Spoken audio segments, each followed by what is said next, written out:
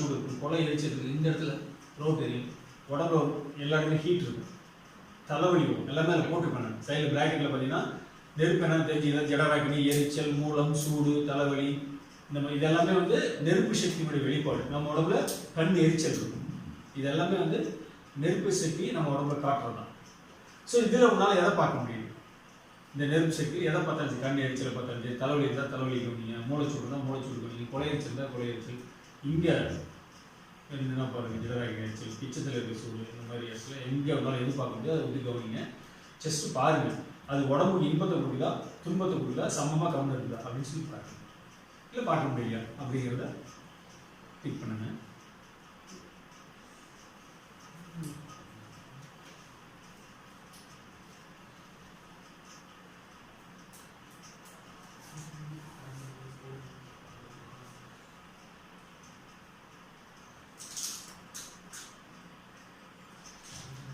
Central நெருப்பு சக்தி எப்படி எப்படி நம்ம உடம்புல காட்டும் சொல்லுங்க. என்னென்ன?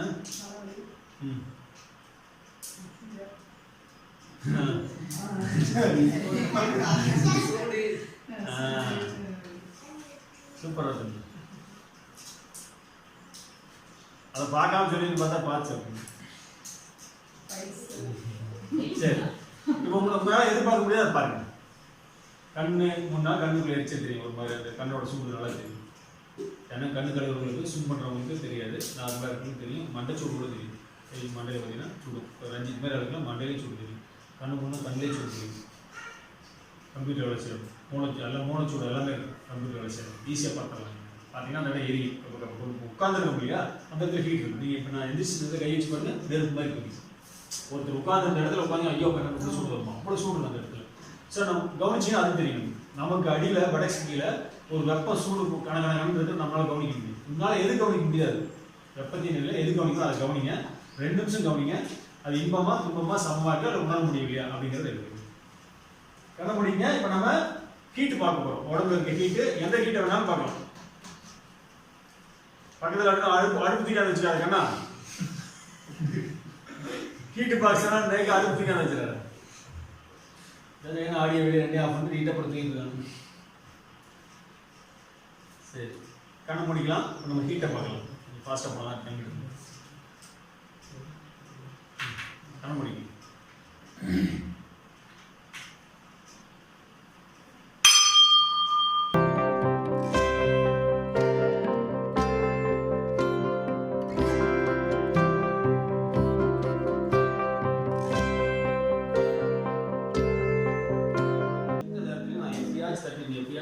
அதே நடந்துருப்போம், அதுக்காகவே நம்ம முயற்சி பண்ணிட்டே இருப்போம். இன்னொருத்தன் எதை பற்றி கவலைப்பட மாட்டான்.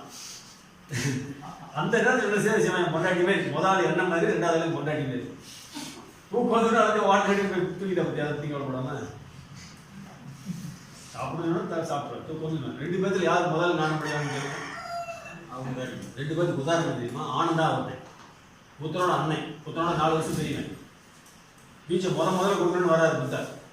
வந்துட்டு பையனை கூப்பிட்றாரு, பொண்டாட்டி அவங்க யாரும் வரல, அவங்க அண்ணனை மட்டும் சமாதானம் கொடுத்துறாரு.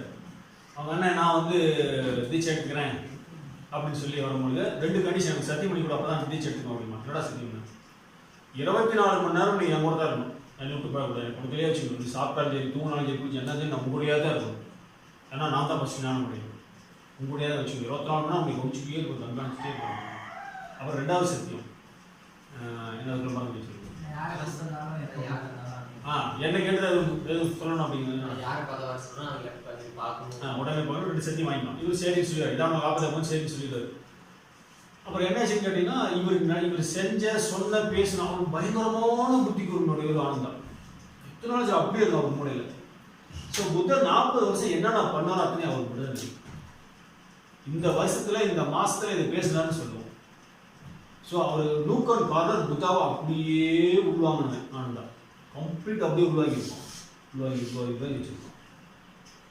புத்தர்கிட்ட 10,000 பேர் ஞானம் பண்ணிடும். புத்தனோட சிஷ்யம் 10,000 பேர் ஞானம் பண்ணிடும். முதல்ல வந்து ஆனந்தா, அதுக்கப்புறம் 10,000 பேர் ஞானம் பண்ணிடும். புத்தரோட ஞானம் பண்ண முடியாது, சரி ஆனந்தாவில் ஞானம் பண்ண முடியாது. ஒருத்தன் புத்தரை இங்கே ஊராக புத்தரை போய் பேசும்போது புத்தரை பார்க்கறோமா அந்த நேரத்துக்கு சாப்பிடுவான், விவசாயம் பண்ண போவான், பாட்டு வேலையை செஞ்சுட்டு இருப்பான். புத்தரை பார்க்க முடியாமே இருந்தது. நிறைய டைம் புத்தர் அவனுக்காக அந்த வீதியில் கிராஸ் பண்ணுவார். ஒரு சில நாட்கள் மடத்தில் தங்குவார். அவன் வரமாட்டான்னு பார்ப்பாரு. அந்த நேரம் பார்த்து காத்தடிக்கும், ஒன்று வெள்ளம் போகணும், விதை நெல் இருக்கும், மழை மீன் ஏதாவது ஒரு வேலையை பண்ணிக்கிட்டே இருப்பாங்க.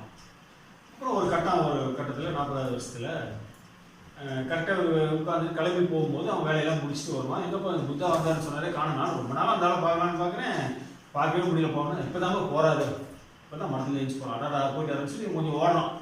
10,000 பேர் பண்ணல பின்னால், இந்த ஆள் பின்னால் எங்கே போய் பிடிக்குது. அப்புறம் கூப்பிட்றான், கத்துறான், புத்தான்னு சொல்லி கூப்பிட்றான். எல்லாரும் நிற்கிறான். என்னப்பா இன்னொரு எவ்வளோ நாள் இருப்பார், ஏற்கனவே ஒரு நாள் வெயிட்டிங் அவர், ஒரு நாள் மடத்தில் இருந்தார், நீ நேற்று அவங்க பார்க்க வேண்டிய கூட பண்ண அப்படின்னா. ஏப்பா நேற்று காட்டில் வேலை இருந்து எமிஷன் அனுப்பிவிட்டான், நான் வந்து எங்கே போய் பார்த்துட்டு இருக்கிறது அப்படிங்கிறான். அப்புறம் ரெண்டு புத்தா நிற்கிறாரு. இன்னொன்னே எல்லாரும் ஒளிவிடுங்கிறாரு. பின்னால் வாங்கினா புத்தா அவ்வளோ தூரத்தில் நிற்கிறது. அங்கேருந்து எல்லாம் ஒதுங்கி நிற்கிறாங்க, இங்கேருந்து ஒதுங்கி நிற்கிறாங்க. தோண்டு போட்டு வரான். அங்கே அவ்வளோ தூரத்தில் 10,000 பேர் ஒதுங்கினோடனே அங்கே எல்லாம் வழி விட்டோன்னே இங்கிருந்து பார்த்தா புத்தா தெரியுது. இங்கிருந்து புத்தரை பார்க்குறான். புத்தர் திரும்பி நின்று இவனை பார்க்குறாரு. தோல்றது துண்டை எடுத்து இடுப்பில் கட்டிக்கிட்டான். அப்படியே பார்க்குறான், அவரும் பார்க்குறான். உடனே கண்ணு கதறி அழுகுறான். அப்படியே கையெழுத்து கும்பிட்டு கீழே கும்பிட்டான். இந்த கையெழுத்து கும்பிட்டு அழுதுட்டு இருந்தான். புத்தர் திரும்பி போயிட்டார். 10,000 பேர் போயிட்டாங்க. ஆனந்த கேட்குற என்ன சாமி அவன் பாட்டு அழுதுட்டு விட்டாச்சு சொன்னீங்க. அவன் வீழ்படைக்கிட்டாங்க. நான் பண்ணிட்டேன் ஒன்றும் பண்ணல. புத்தர் முன்னாடி குந்திட்டு சூத்திரத்தை கேட்கல, கணக்கு மூடி எதுவும் பண்ணல. அவன் வேலை விட்டு வெட்டி விட்டு இருந்தான். அந்த நிலையில கரெக்டாக இருந்தான். எதை பற்றியும் அவன் ஈடுபாடில் எதை மேலேயும் ஆசை இல்லை, பெருசாக இல்லை. அப்படியே இருக்கிற வாழ்க்கை வாழ்ந்துட்டுனா ஒரு செகண்ட் பார்த்தா கண்ணில் தண்ணி வச்சுக்கிறோம் தான் நான் பண்ணேன். இந்த மாதிரி ஞானம் அடைஞ்சவங்க நிறைய பேர், உழவர்கள் எல்லாருமே புத்தாவிட்ட ஞானம் அடைஞ்ச நிறைய உழவர்கள் எல்லாருமே வந்து அந்த மாதிரி ஞானம் அடைஞ்சு ஒரு பார்வை, அப்படி ஒரு மரப்பு போய் ஒரு அப்பு அப்படியே ஞானம் அடைஞ்சிருக்காங்க. இப்போ அழுதவன் கதறவன் ஒருத்தன் காலம் பிடிச்சி, சாமி இப்படியான போக மாட்டேன், நான் என்ன பண்ணுறதில்ல, அப்படியே இருந்தேன். எங்கள் அம்மாவுக்கு வந்து கட்சிக்கால சோறு தண்ணி தான் பண்ணேன். அப்போ இந்த பாவை எதுவும் பண்ண முடியாது, என்ன அப்படியே வருது, ஏதாவது பண்ணுங்க சாமி. ஓய் சொல்லி படிச்சு ஒரு அப்போ தீட்டு திட்டிகிட்டே இருந்தான். எழுந்து போனான்னு போயிடுவாரு, ஞானம் பண்ணிக்கலாம் அப்படின்னு. அந்த மாதிரி ஞானம் அடைஞ்சு உழவர்கள் நிறைய ஞானம் அடைஞ்சிருக்காங்க. பெரிய பெரிய அரசர்கள் வந்துருக்காங்க, இளவரசர்கள், ராஜாக்கள்லாம் வந்து, ராஜாக்கள் தான் அதிகமாக புத்தகம் இருந்தது, இளவரசர்கள் தான் அதிகமாக இருந்தது. அவங்க ரொம்ப கஷ்டப்பட்டு தான் ஞானம் அடைஞ்சாங்க. கடைசியாக புத்தர் செத்து கூட ஆனந்தா ஞானம் அடையல.